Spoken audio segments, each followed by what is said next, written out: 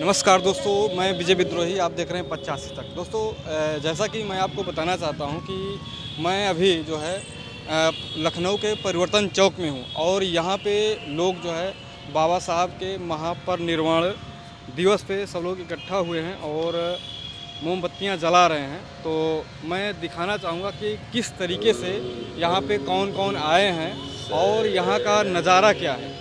लोग बाबा साहब को आज याद कर रहे हैं। आज बाबा साहब का महापरिनिर्वाण दिवस है और बाबा साहब के किए गए कार्यों को याद कर रहे हैं। और आप देखिए, ये जो मोमबत्तियां जल रही हैं बाबा साहब की याद में जल रही हैं तमाम। जी आज सर। जो ये कार्यक्रम हुआ है बाबा साहब का परिनिर्वाण दिवस है।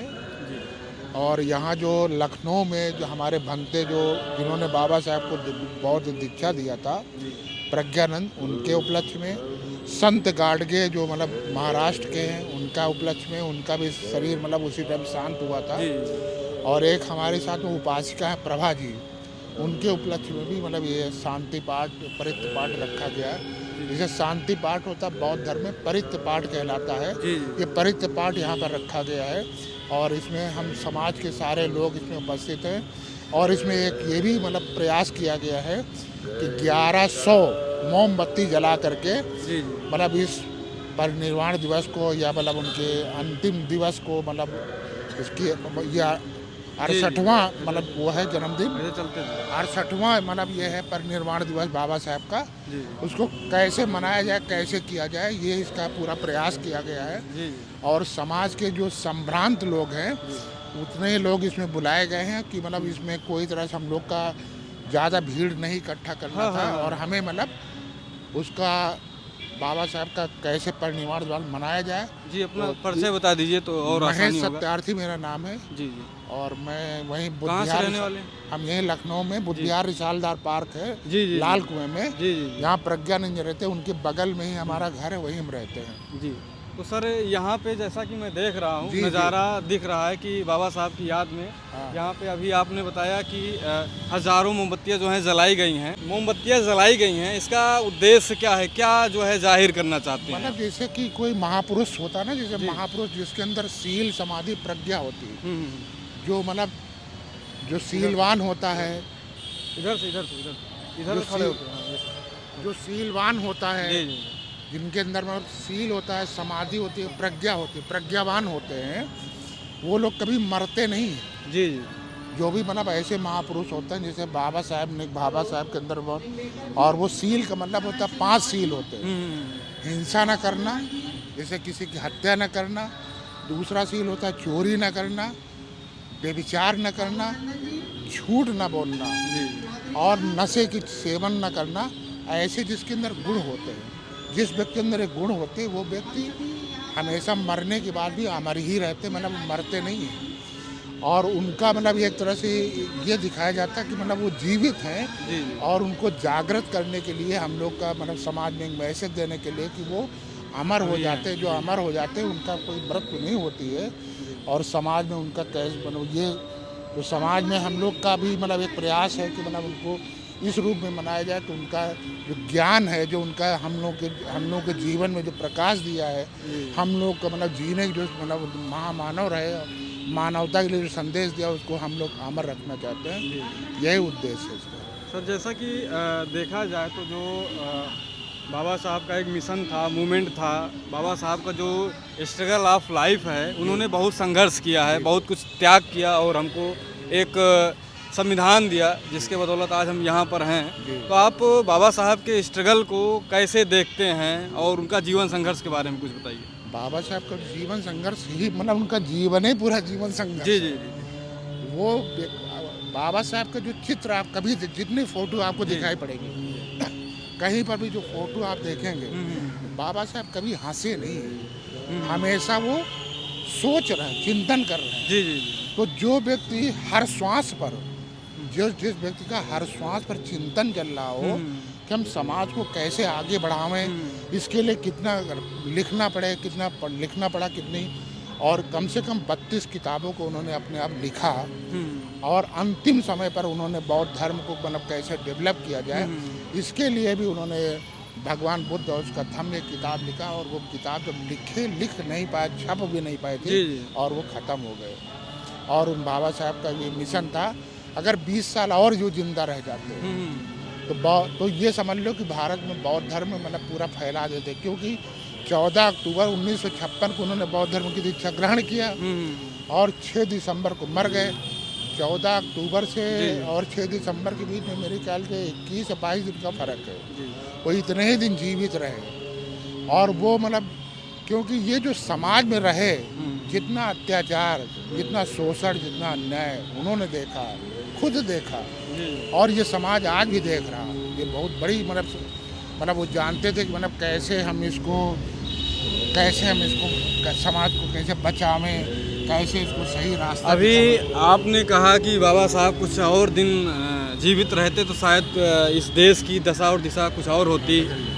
तो सवाल यह भी आता है कि हम लोग क्या कर रहे हैं? बाबा साहब ने ये तमाम चीज़ें किया है, तो हम लोग क्या कर रहे हैं? हम लोग जितने प्रबुद्ध लोग हैं, उनका पूरा प्रयास है कि मतलब उनके मिशन को कैसे बढ़ाया जाए, उनकी बातों को समाज में कैसे फैलाया जाए, और वो कार्यक्रम हर आदमी अपने अपने स्तर से कर रहा है। जी जी। जिसके पास जितना पूंजी है, जितना पैसा, भाई इतना बड़ा कार्यक्रम अकेले कोई कर नहीं सकता, लेकिन जो भी उसके पास पैसा कौड़ी है, उस आधार पर वो अपने हिसाब से जितना कर सकता है वो कर रहा है। जी जी जी। और मतलब कैसे बढ़ाया जाए समाज में, उनकी बातें कैसे बताई जाए, अगर हम ही लोग मतलब इसमें प्रयास करेंगे तभी समाज के लोग जान पाएंगे। तो सर एट लास्ट जो है, अगर जो बाबा साहब का आज महापरिनिर्वाण दिवस है, इस दिवस पे आप क्या कहना चाहेंगे? हम तो ये कहना चाहते हैं कि जिस महापुरुष ने अपने 4 बच्चे खो दिया, पूरा जीवन में इतना संघर्ष किया, पानी के लिए वो देखा, मतलब यहाँ पानी की व्यवस्था नहीं थी, यहाँ शिक्षा की व्यवस्था नहीं थी, और वो व्यक्ति ने हम लोगों का मतलब सारे मानवता के लिए, मतलब कोई उन्होंने की दलित समाज के लिए नहीं, चाहे सिख हो, चाहे ईसाई हो, चाहे मतलब किसी धर्म को मानने वाला हो, उन्होंने सबको मानव माना, और मानव मान करके उसकी मतलब कैसे डेवलप कर दिया जाए, उसके लिए उन्होंने संविधान में पूरी व्यवस्था किया है। और हम तो ये मतलब ये चाहते हैं कि मतलब अगर ऐसे महापुरुष अगर हमारे बीच में आए, कब आए तो नहीं बता सकते, लेकिन मतलब जितना वो दे गए हैं जी वो कम नहीं दे गए, उन्हीं के पूरा देन है। जितना भी, चाहे बैंक ले लो, चाहे बड़े बड़े डैम बनवाए, नागड़ा जो भी मतलब डैम बनवाए उनके द्वारा बनाए गए, और उनका बहुत बड़ा योगदान है। जी सर, बहुत बहुत साधुवाद। साथियों, आप देख सकते हैं कि जो यहाँ का नज़ारा है, काफ़ी एक मनमोहक दृश्य है। लोग उतनी संख्या तो नहीं है, उतने लोग तो नहीं हैं, क्योंकि आज लखनऊ में जगह जगह पे कार्यक्रम है। वहाँ अंबेडकर पार्क में भी बहुत बढ़िया कार्यक्रम है, तो तमाम चीज़ें हैं। तो यहाँ पे मैं दिखाना चाह रहा हूँ कि जो यहाँ की तस्वीर है, एक देखने लायक है कि लोग कितना ज़्यादा जो है बाबा साहब से लगाव रखते हैं, उनके जीवन संघर्ष को जानना चाहते हैं।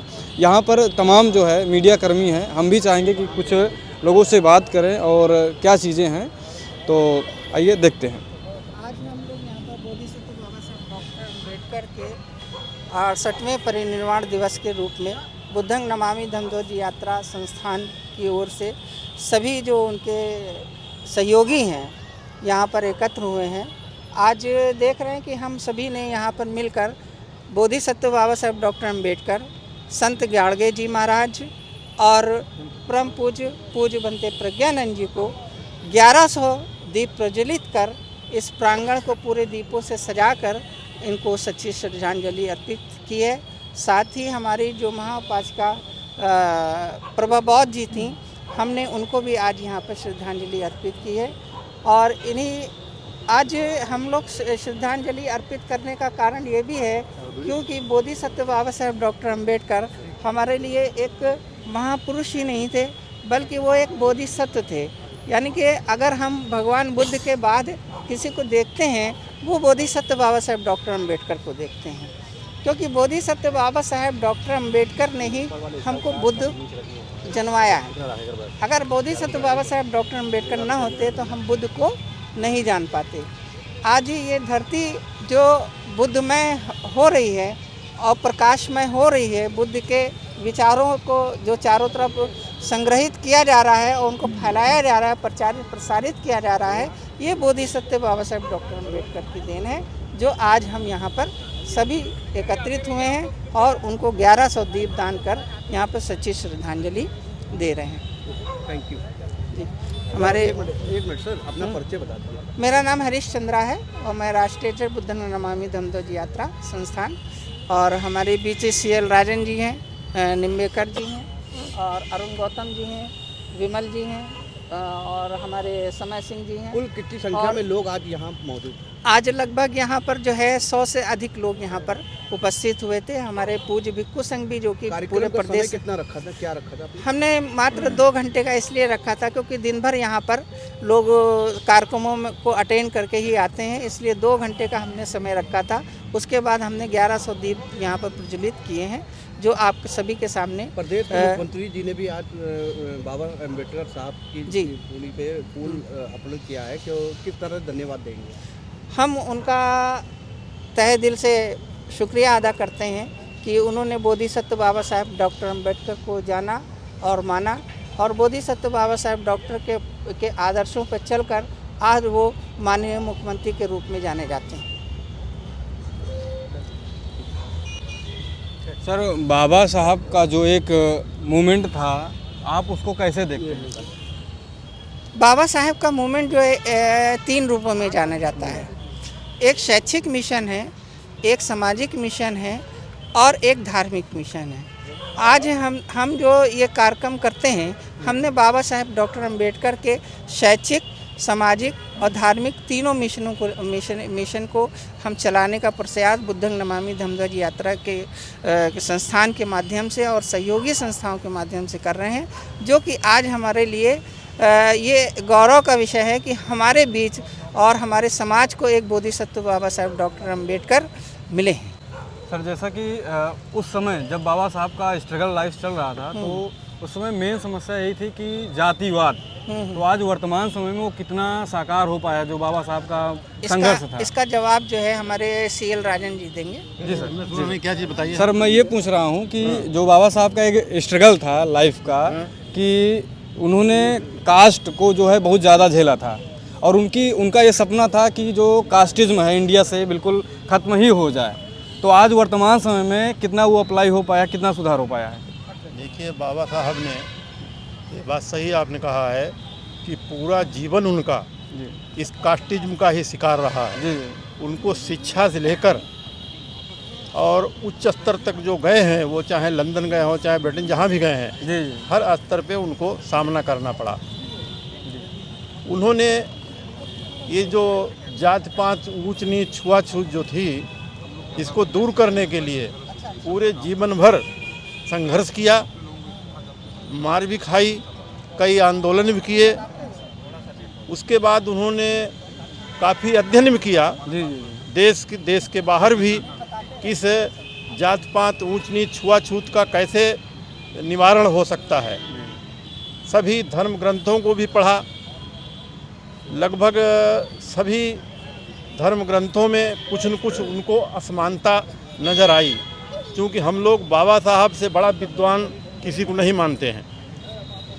दुनिया में अगर कोई विद्वान हुआ है तो बाबा साहब से बढ़कर के हमारी समझ से ऐसा कोई विद्वान नहीं हुआ, जिन्होंने देश को ऐसा संविधान दिया है कि दुनिया में जो एक मिसाल है, जो बृहद संविधान है। बाबा साहब ने सोचा कि इस जाति पात, ऊंच नीच, छुआछूत को दूर करने के लिए एक ही तरीका है।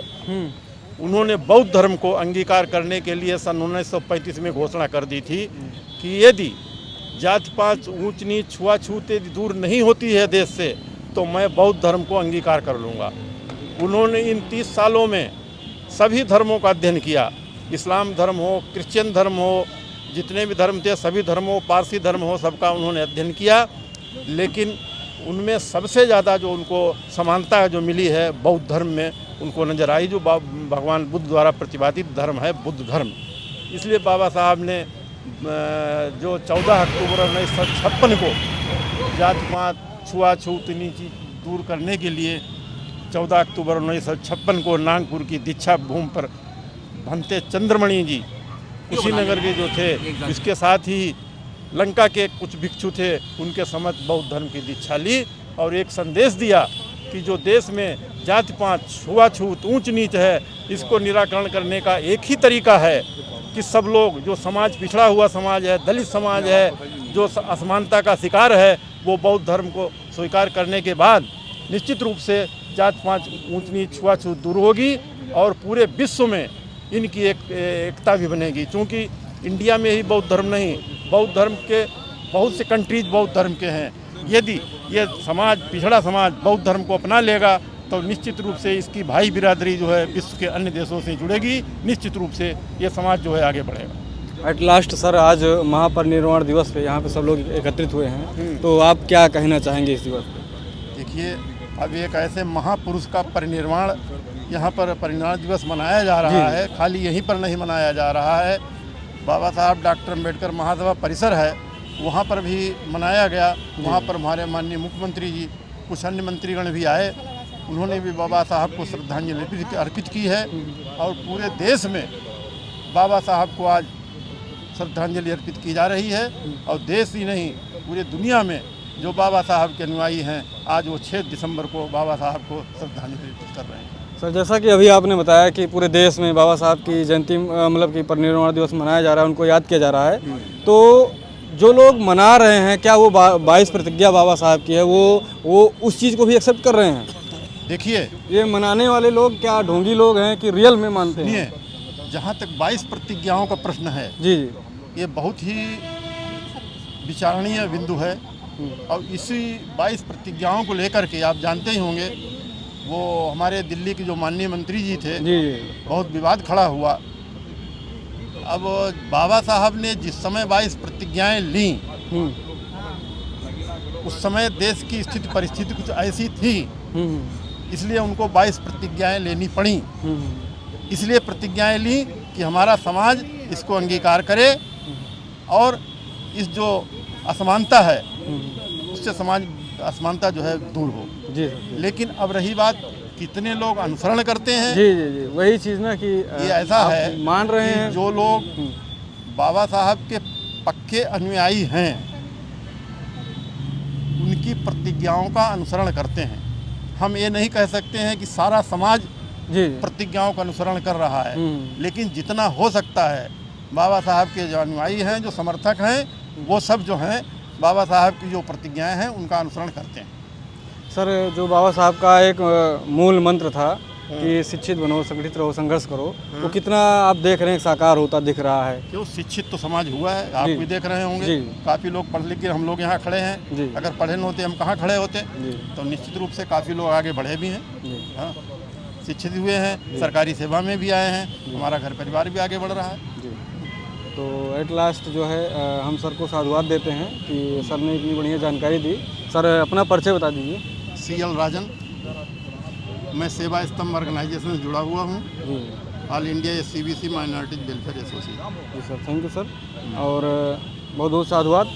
और जैसा कि आप देख सकते हैं साथियों कि बाबा साहब को आज यहाँ पे परिवर्तन चौक पे सब लोग एकत्रित हुए हैं, बाबा साहब को याद कर रहे हैं। तो आपको यह जानकारी कैसे लगी आप हमको ज़रूर बताइएगा। फिर मिलते हैं नेक्स्ट वीडियो में, तब तक के लिए जय जवान, जय किसान, जय विज्ञान, जय संविधान।